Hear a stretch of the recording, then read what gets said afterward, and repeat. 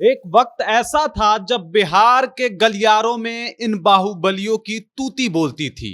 एक वक्त ऐसा था जब राजनीति में, बिहार के राजनीति में इन बाहुबलियों का सिक्का चलता था।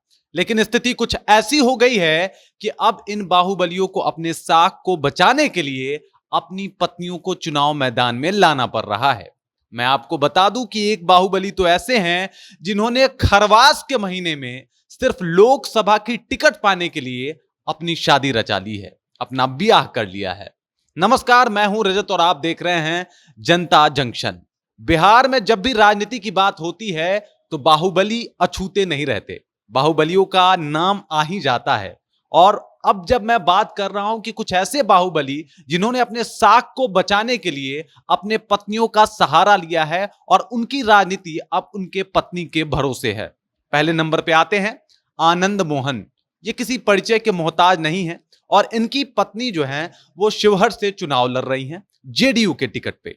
अब मैं आपको बता दूं कि आनंद मोहन शिवहर से खुद भी सांसद रह चुके हैं 2 बार और इनके ऊपर आरोप भी लगाया गया था जी कृष्णैया हत्याकांड के, ये मुख्य आरोपी भी हैं।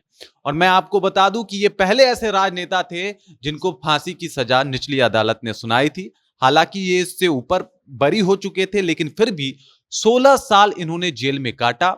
नीतीश कुमार ने जेल नियमावली में कुछ बदलाव किए और परिणाम स्वरूप पिछले अप्रैल में आनंद मोहन बाहर आए और इस लोकसभा चुनाव में उनकी पत्नी शिवहर की सीट से अपनी भाग्य आजमाने वाली हैं। वो शिवहर से चुनाव लड़ने वाली हैं। अब बात करते हैं मुंगेर की सीट की, और मुंगेर से चुनाव लड़ रही हैं अनिता देवी। अनिता देवी धर्म पत्नी हैं अशोक महतो की, और अशोक महतो जी बिल्कुल ये 90 के दशक के बहुत बड़े बाहुबली माने जाते हैं। इनकी छवि आपराधिक छवि रही है और इनके ऊपर जेल कांड से लेके तमाम कई हत्याकांड इनके ऊपर हैं और ये 17 साल तक जेल में सजा काटे हैं। और जब ये जेल से रिहा हुए उसके बाद इनको टिकट मिलने के आसार नहीं थे, लेकिन इनको लगा कि अगर मुझे टिकट नहीं मिल सकता तो मेरी वाइफ को मिल जाएगा, और इस वजह से इन्होंने खरवास के महीने में ही शादी रचा ली ताकि किसी तरीके से ये लोकसभा पहुंच सके और ये बाहुबली नेता अपने दबदबा को दोबारा से काबिज करने में सक्षम हो सके। अशोक महतो ये बहुत बड़ा नाम है गैंगस्टर की दुनिया में और इनकी अपराधी छवि के ऊपर एक प्रसिद्ध वेब सीरीज भी बन चुका है। अब आगे बढ़ते हैं। अगला नाम है विजय लक्ष्मी कुशवाहा का। ये सिवान से कैंडिडेट हैं और जेडीयू ने इन्हें टिकट दिया है। सिवान से इस बार चुनाव लड़ रही हैं और मैं आपको बता दूं कि इससे पूर्व जो सिवान का सीट था वो भी एक बाहुबली के पास ही था, लेकिन इस बार विजय लक्ष्मी कुशवाहा जो है वो सिवान से चुनाव लड़ रही हैं। अब विजय लक्ष्मी कुशवाहा के बारे में हम बता दें कि इनके पति हैं रमेश कुशवाहा, और रमेश कुशवाहा काफी कद्दावर और बाहुबली नेता रहे हैं। ये कम्युनिस्ट पार्टी से आते हैं और इन्होंने अपने जमाने में कई सारे हत्याकांडों को अंजाम दिया है। कई सारे हत्याकांड के ये मुख्य आरोपी भी रहे हैं, जिसमें दुबे हत्याकांड भी आता है। और इसके बाद इनका रास्ता थोड़ा आसान नहीं था लोकसभा में पहुंचना, तो इन्होंने अपने पत्नी को टिकट दिलवाया और जेडीयू से टिकट दिलवाने में कामयाब रहे, और अब इनकी पत्नी विजय लक्ष्मी कुशवाहा जो है वो चुनाव लड़ रही हैं।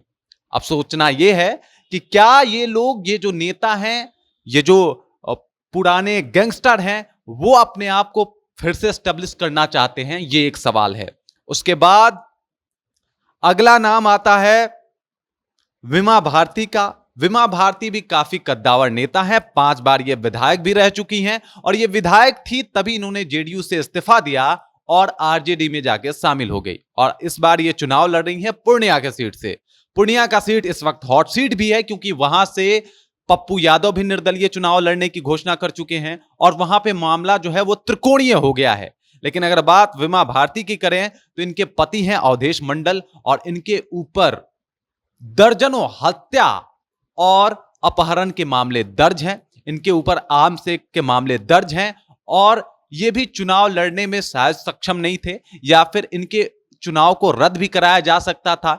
इसलिए इन्होंने विमा भारती को टिकट दिलवाया और वापस से ये अपने रुतबे को काबिज करना चाहते हैं। शायद यही वजह है कि विमा भारती इस बार चुनाव लड़ रही हैं पूर्णिया से। तो ये कुछ बाहुबलियों का लिस्ट है जिससे मैंने आपको रूबरू कराया।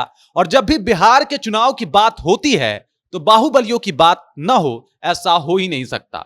ये कुछ ऐसे बाहुबली हैं जो सांसद पहुंचने की इनकी ऐसी तीव्र इच्छा है कि भले इनको टिकट पार्टी ना दे पाए, ये भले इनके टिकट रद्द हो जाएं किसी कारणवश, इसी वजह से ये अपने पत्नियों के सहारे सांसद पहुंचना चाहते हैं। यानी लड़ तो इनकी पत्नियां रही हैं, लेकिन सांसद के वो सीट पे ये अपना जगह पक्का करना चाहते हैं, उस जगह को ये खुद हथियाना चाहते हैं। बाकी इसके ऊपर आपकी क्या राय है, कमेंट करके जरूर बताइएगा।